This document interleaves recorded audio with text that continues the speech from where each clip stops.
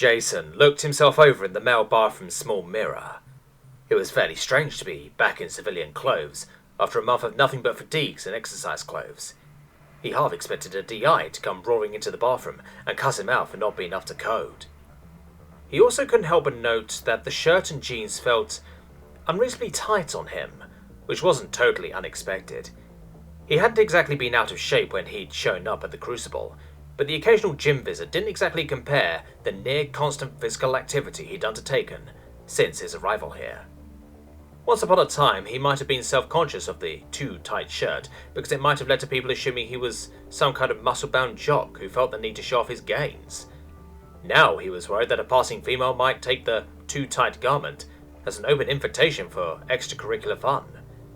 Not that he'd be against that, but there was something to be said for being able to pick and choose a target at leisure, rather than being swamped by every thirsty female in the nearby vicinity. That shirt's too tight. Jason resisted the urge to smirk, as he turned to see Tarsal standing behind him, still clad in his basic issue fatigues. Neither a driller or Tarsal made it out of the forest. A driller got nailed at the start, and Tarsal ran into an ambush. The small male seemed fairly indifferent to his death, and the lost opportunity to get off base, but a driller was downright inconsolable. Apparently this would have been her first chance to see the sights and sounds of a big city. It's funny, I was just thinking the same thing, Jason said as he turned to his friend. Unfortunately, the same thing is going to be true for just about every other item of clothing I bought with me. I could lend you a shirt, the alien started to say, only to trail off as he realized the absurdity of the statement. Tarsal wasn't that much smaller than Jason, but his frame was live enough that anything that fit him would be even tighter than what Jason was wearing now. I'll just have to deal with it, Jason smiled. Fending off thirsty females attracted to my hot bottle evening might be annoying, but I can imagine worse things. I can't. Tarsal rolled his eyes. Your funeral? Jason chuckled at his friend's melodrama. I take it you didn't come in here just to critique my fashion sense. No, I came to give you this, Tarsal said, tossing a thin can of something to him. I figured you need it. Deodorant? Jason asked, noting the small nodule on the top. You can use it like that, but I wouldn't recommend it, Tarsal deadpanned. It's Grinshaw deterrent. Grinshaw? It's a large predator that lives in forested areas. Sometimes they attack hikers or joggers. Jason looked at the small can. So it was basically bear spray. Thanks, he said, throwing it back. But I wasn't planning on going hiking. The twins want me to go to this club of theirs with them. It was also clear that they wanted to do other things afterward, which he wasn't particularly opposed to. After all, how often did a guy get to be with twins? Tarsal sighed and tossed it back to him. It also works on Shulvanti. Jason caught the tube, his mind finally catching up. This is pepper spray. You're giving me pepper spray. I'd also lend you my shock baton, but you need a permit to carry one of those. Tarsal shrugged. Jason didn't know what to say to that. Instead he looked down at the fairly innocuous tube of metal. Part of him wanted to reject it outright without even thinking about it. He was a grown-ass man. Hell, he was a soldier, no matter how odd that notion still seemed to him. He didn't need something like this. He could protect himself just fine. Could he, though? If a Shulvanti tried to force something? Maybe, if he had a bit of room to maneuver. If there was more than one, though. If he was cornered, if his movement was impaired because he'd been drinking. Sure, he'd beaten an alien before while blackout drunk before, but after a few fights in the sparring ring, he was willing to put that down to either a fluke or his opponent being equally impaired. Thanks, he said, finally pocketing the tiny container with mixed emotions. You're welcome, Tarsal said, a hint of relief on his perpetually placid features. Part of me was worried you rejected out of hand, feminine ego and all that. Jason deliberately didn't correct the alien with machismo or tell him that he almost had rejected the gift. He still didn't expect to need it or use it, but it didn't hurt to have. It also would have been rude to his friend. I'm not like that, he lied. I can be objective. Tarsal gave him a look that said he didn't believe a word of it, but mercifully didn't pursue the topic any further. Well, even if you're going out on the town looking like a promiscuous gentleman. The alien looked like he might have used the Shilvanti equivalent of slut, which had no English equivalent and roughly translated to perpetually stiff or stiffy. At least you got protection. He paused, as if considering something. The girls in the platoon should keep you safe from others at least. The subtext being that Jason had no protection from his fellow recruits themselves. Still, Jason was a little surprised. I thought you didn't have a particularly high opinion of our comrades in arms. The male had made no attempt to hide his cool disdain for the other members of their squad, though if it bothered the females in question, it didn't show in any way. Jason thought it strange, but hardly worth bringing up. He'd put it down to a Shilvanti male thing. Besides, the guy pulled it together when they were involved in group exercises. Tarsal shrugged. They're fine enough. A little high-spirited perhaps, but ultimately good people. They wouldn't let anything happen to you, even if half of them weren't crazy about the exotic human. Raisha in particular probably won't let you out of her sight. She has the fool, but she can be serious when it counts. Privately, Jason doubted that, but didn't say anything as Tarsal continued. Either way, they'll keep an eye out for you, just as you will for them. As you said, for all our differences, we're all comrades. Even Phyrexia. Jason quirked an eyebrow at that last line. It's the first I've heard of you thinking that way. Ever consider telling any of them that? Goodness, no. Tarsal looked scandalized by the very idea. I wouldn't want any of them getting the wrong idea. Jason chuckled as he started heading towards the door. Thanks for the mace, buddy. Here's hoping I won't have to use it. As the human left, Tarsal was standing alone in the bathroom, a look of befuddlement on his features. Mace? He asked no one in particular. What did an ancient bludgeoning weapon have to do with anything? In the end, the small male chalked it up to human strangeness. Some final things I will reiterate before you leave. Just because you are out of uniform does not mean that you are no longer representing Her Empress's armed forces, the DI said to them as they all stood in formation, which looked odd to Jason given that they were all in their civilian gear. After weeks of seeing the others in the same uniform clothes, it was interesting to see how their different personalities came through in their outfits. Raisha had the girl next door look going on, wearing a t-shirt and something that looked remarkably like jeans. The twins both looked like a pair of punk rockers with scandalously short shorts and midriff-bearing shirts that showed off both their midriffs, as well as a significant amount of underboob. By contrast, Nui's clothing choices were more subdued and covered more skin, a green and black bodysuit, similar to some of the clothing items he'd sometimes seen his Shilvanti professors wearing. To be honest, the only one who really didn't look any different was Phyrexia. The woman's tank top and skin-tight shorts not looking all that different from their standard-issue exercise kit. He couldn't deny that it worked for her, though. If the twins had the rebel without a cause look going on, Phyrexia looked like a genuine femme fatale, with her spiky white mane of hair and perpetually semi-pissed-off expression. The DI continued to stride up and down the line. Remember, ladies, men that will sleep with a girl after one night at a club will have slept with a great many women, any one of whom might be carrying something.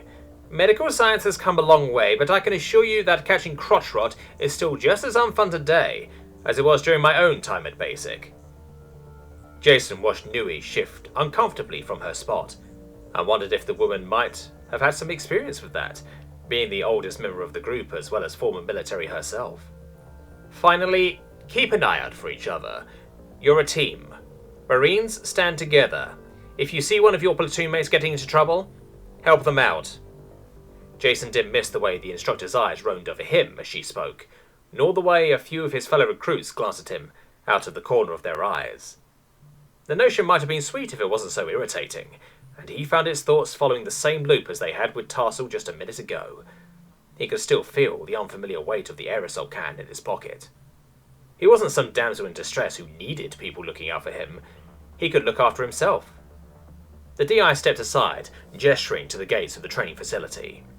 That is all. I expect to see you all back here and signed in before final bell on Shellcat evening. I will remind you that anyone who isn't will be considered AWOL until they resurface.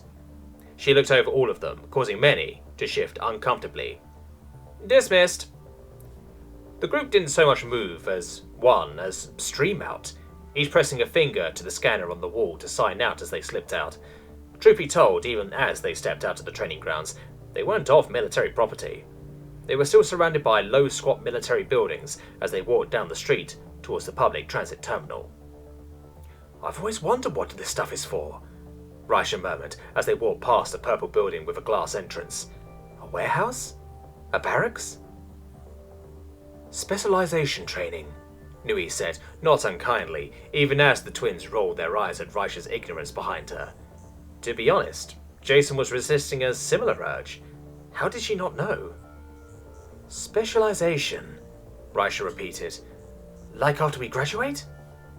"Exactly," Nui nodded. "Obviously not all specialization training facilities are here, but some are." She gestured to the one they were passing. "I'm pretty sure that one's where they train the stewards." "I wouldn't mind going there," Viesha said, the pink streak in her hair bobbing along with her movements as the live recruit positively leered at the building. "Bet it's filled with guys." "Is that normal?" Jason asked. That seemed to startle the group, who seemed to be reminded that there was a guy in their midst. "Is what normal?" Vieshi asked, the green-streaked twin's head cocking to the side. It took a moment for Jason to realize that he'd been unconsciously doing the same thing, and probably straightened his neck. "For guys to be stewards?" he asked. A silence fell over the group as they seemed to ponder the question. Even Phryxia, surprisingly. "Sort of?" Viesha said finally. "It's not like a rule or anything, but you generally see more guys as like nurses or teachers than anything else. Same for stewards." "Assuming they're not house husbands," Vieshi took over fluidity from her sister. "And of course there's going to be more girls than guys in any industry, but as a rule of thumb, most guys gravitate to more caring professions than other kinds." Jason could imagine that. While it was slowly changing on Earth, you generally find more women in those sort of roles than men. The positively outdated notion of a male nurse being humorous certainly leapt to mind. "Officer ahead," Phryxia called out, breaking him from his thoughts. The whole group as a whole stopped to salute the passing lieutenant. The harried-looking woman didn't even break stride or truly look at the recruits as she returned the motion automatically and strode past.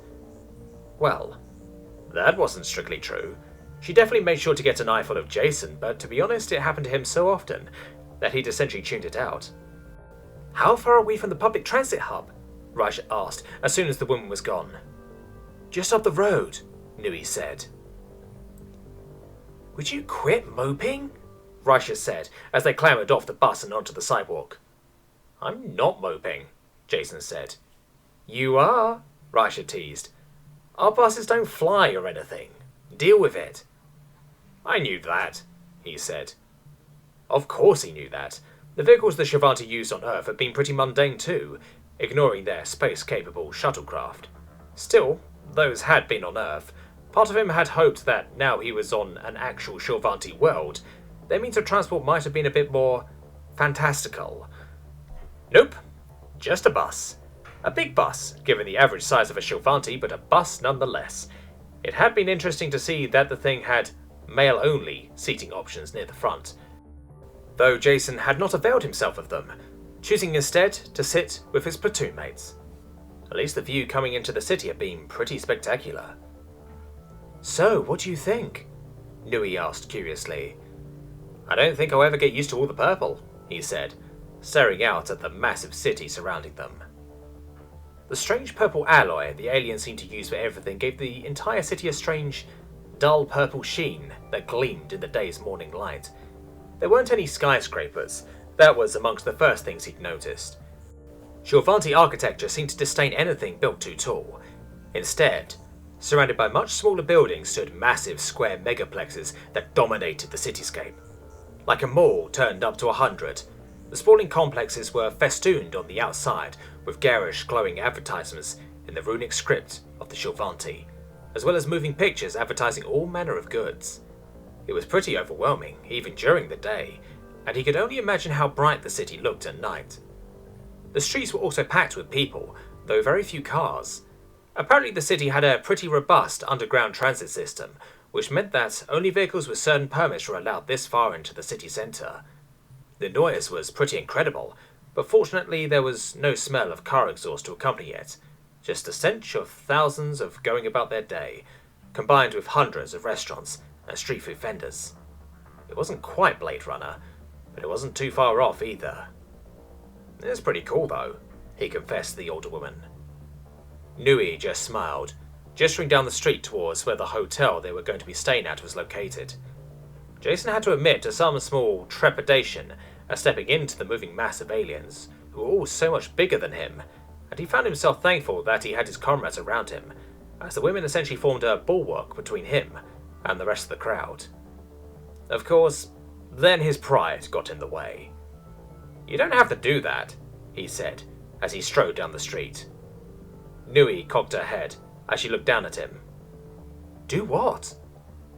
"This," he said, gesturing to the others who were standing between him and the crowd, many of whom stared openly at him as they passed. "This?" Nui asked, genuine confusion on her face as she looked around.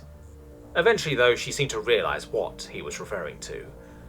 "Ah," the blue-haired woman said, almost slightly chagrined. "I didn't even notice. It's just something you're supposed to do when you've got a guy with you." "Box him in?" Jason asked, not unkindly. "Essentially, yes." "Why?" Nui cocked her head as she seemed to think before finally shrugging. "I don't really know. It's just what you do. Does that make sense?" So it was a cultural thing. They weren't actively babying him. That made it more tolerable. Though, to be honest, it was kind of ridiculous that he found it intolerable to begin with. Just moments ago, he'd been ruminating on the fact that he was nervous about stepping into a crowd of 6-foot Amazons. Now he was irritated that his friends had taken steps to make sure he was safer or something. He was irritated. The male ego was a confusing beast. He was still ruminating on it when the group stepped into a hotel lobby and started booking their rooms. "You've only got one room available?" Nui asked as the group's negotiator. "Yes," the concierge, a well-dressed male, surprisingly said. "I apologize for the inconvenience, but a convention is in town and they have booked up most of our rooms." He bowed his head slightly apologetically. "I would recommend another hotel, but I imagine the situation will be much the same everywhere. In fact, the fact that we have a room available at all is rather lucky. We had a late cancellation." "It's not a big deal," Frexia said. "We're already sleeping in the same room, the dorms. You said it was a unit suite, right?" The concierge nodded. "Certainly, it will fit everyone in your group with room to spare." He glanced down, seemingly only just noticing Jason. Still, to give him credit, he didn't hesitate more than a second. "Though I will note it is only a single bed. I hope that will not be an issue." Jason felt everyone's eyes fall on him. He sighed. He'd been kind of hoping to get his first taste of privacy in 5 weeks. That dream was dead now. "It's not a problem," he said to the concierge. "Excellent," the male said with a beaming smile. "If one of you would just put your credit chit in here, I can get you scanned into the system." The room had been about what he'd expected. A nicely furnished, fairly giant room that was cream in colour and occupied by an equally giant bed. Of course, he hadn't gone to do more than a glance at it before the girls had dumped their bags and were dragging him back out onto the street. "So, you guys sleep in one big pile?" Raisha shrugged. "Some do, some don't." "It used to be more popular," Nui said, a faraway look in her eyes. "But nowadays most families try to at least have one secondary bedroom for the wives. You know, the ones whose turn isn't currently with the husband." She paused. "Kids have their own rooms, of course. It's hard enough for a woman to get laid as it is. Never mind if we had to tiptoe around curious kids." The woman preempted his next question. "The hotel probably had rooms set out like that because it's cheaper. A location so close to the city centre like this will have been expensive, so it makes sense for them to try and fit as many rooms in as they can." Jason nodded. That made more sense. The room setup was a combination of cultural considerations and monetary realities. He also recognized that his question had been ridiculously open-ended. In parts of Asia and South America, it would be expected for a child to stay in the family home well into adulthood, assumedly until they got married, and moved out to start their own family, at which point The grandparents may later move in with their children. By contrast, in most of the Western world, a family expected a child to move out as soon as they were financially capable, valuing independence over close family bonds. Of course, even within those specific cultures, he just made massive generalizations. The same was probably true for the Shorvanti. "You going, Phryxia?" Viescia called out. The group stopped, alerted to the fact that the white-haired recruit was strutting off in the opposite direction to the rest of them. The woman in question froze too, as if surprised anyone had even noticed she was leaving. "I've got some stuff to do," the woman said gruffly. The group watched her stride away, the twins seemingly a little disappointed at her disappearance. For his part, Jason was utterly unsurprised. Phryxia had tagged along with their group thus far, but she'd probably just been looking to save some cash in a room. Now that it was booked, she was back to her usual loner status. The group set off again, sans one member, and Jason quickly found himself being regaled with stories about Reisha's homeworld. He didn't much mind, to be honest. For all that the arrival of the Shorvanti had made space travel seem an almost mundane concept, Jason still found the idea of life on another planet fascinating. "So, of course, we'd been warned about the fact that the wildlife in Helstrom was much bigger than we were used to, but Dad was determined that before our holiday was complete, we were going on at least one hike," Reisha said, gesticulating wildly even as her eyes seemed to take in every aspect of their surroundings. "So he gets all 26 of us up the next morning. Mother Sil and I stayed in the hotel with the little ones, and has us marching through one of the local parks. Of course, none of us knew that the park he picked was actually a hellcrack reservation that..." Jason was listening intently, but every now and then he was distracted by the stares of passerbys. It was strange to him. It wasn't even like he was the only alien on the street. He'd seen a bunch of werewolf-looking things that looked a lot like the reference pictures for Rakiri. Besides them, though, he'd seen a pair of bipedal dragon creatures, what looked like a genuine walking, talking flower, even a six-breasted moth woman. Even they had acted just like the Shorvanti surrounding them, and stared at him, though. Was it because humanity was new to the galactic stage? Or was it because he was a guy? The Shorvanti said that humanity had way more males than just about any other race. He didn't want to make any wild assumptions about the gender of a bunch of alien creatures, but from what he'd seen, they all looked female-ish. The dragon hadn't had teeth, but it did have white hips. He shook his head. He didn't know, and it didn't matter. He had enough trouble with Earth's resident purple women. He didn't need to start worrying about alien races right now. Still, it was cool to know that there really was a genuine intergalactic community out there. So many different worlds and races. "Jason, are you even listening?" He snapped his eyes away from where he'd been staring at a pack of nude, but for their fur, werewolf things, that had been looking at him with a gaze he really didn't want to label as hungry.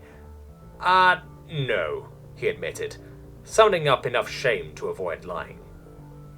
Rather than looking annoyed, Reisha nodded her head in a bout of uncharacteristically contemplative understanding. "I get it, I'm still pretty blown away myself. I mean, I'd seen plenty of videos and stuff, but nothing really catches the essence of it all until you're there in person, you know?" Jason nodded, though he was pretty sure they were focused on different things, evidence of which he could see in the way Reisha's eyes strayed to the flashing lights of the advertisements above them, rather than the aliens in the crowd around them. He glanced back as he noticed there was a whispered conversation going on behind him between Nui and the twins. A whispered conversation that was quickly devolving into a hissing argument. His Shorvanti was pretty good, even before he'd spent the last few weeks immersed in it, but the guttural words were firing so thick and fast he could barely make out more than one word in four. "Anything I should know about?" he asked, prompting all three of them to look up with wide eyes. Nui was the first to recover.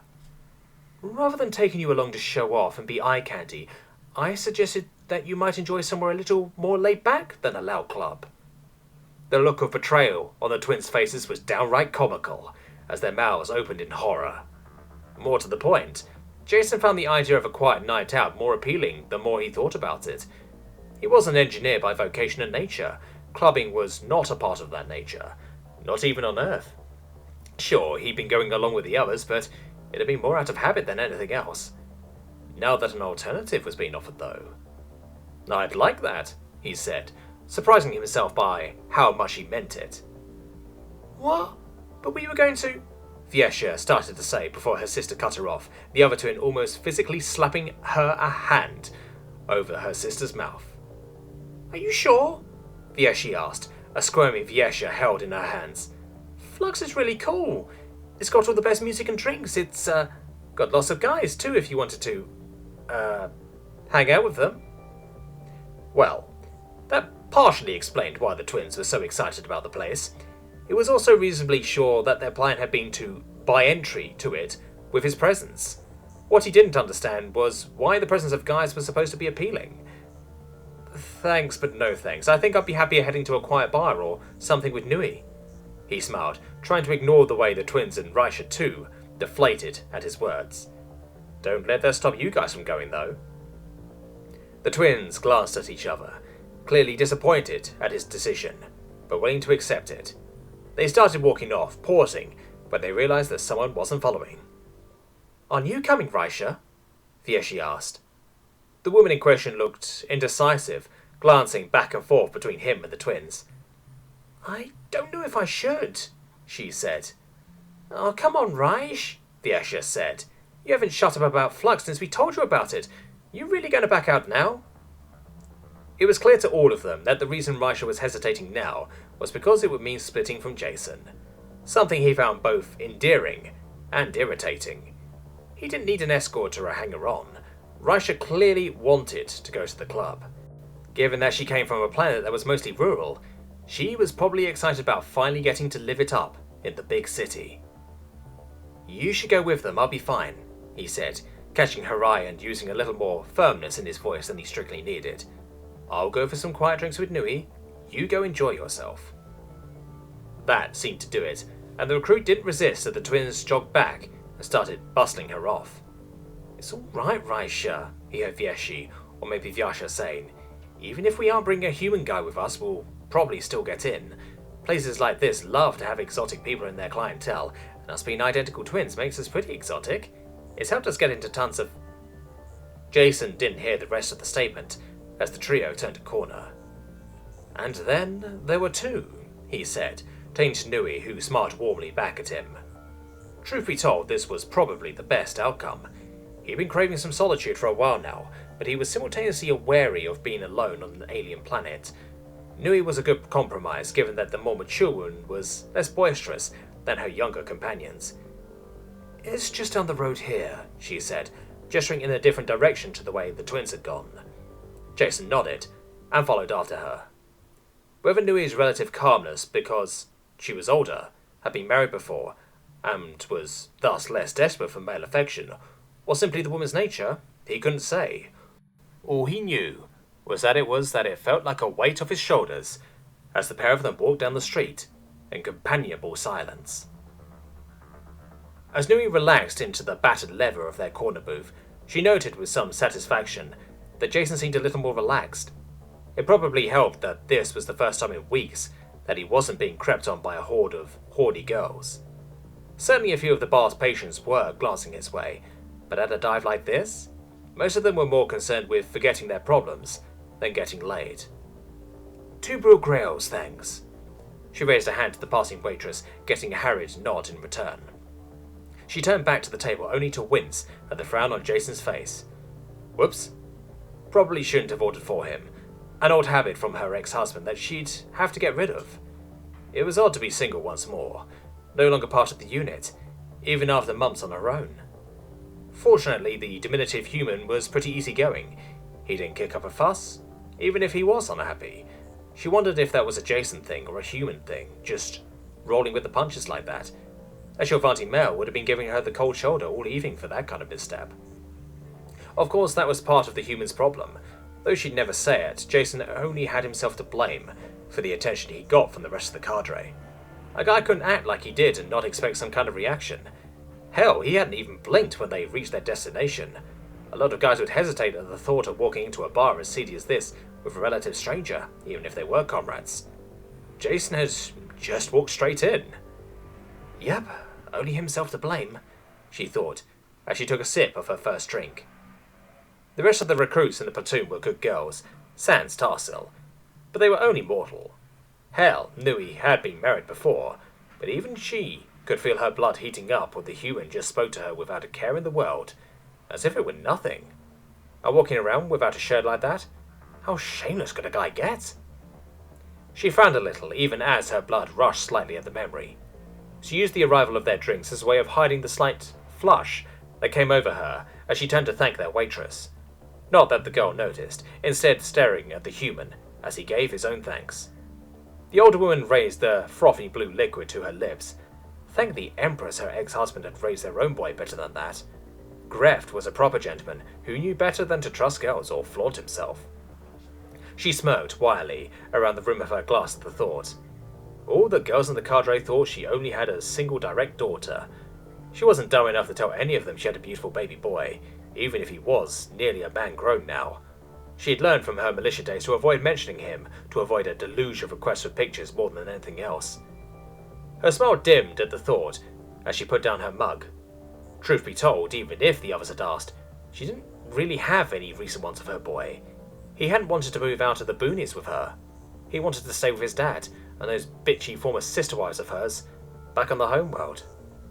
She looked down at the scarred woodwork of the table. She couldn't really blame him.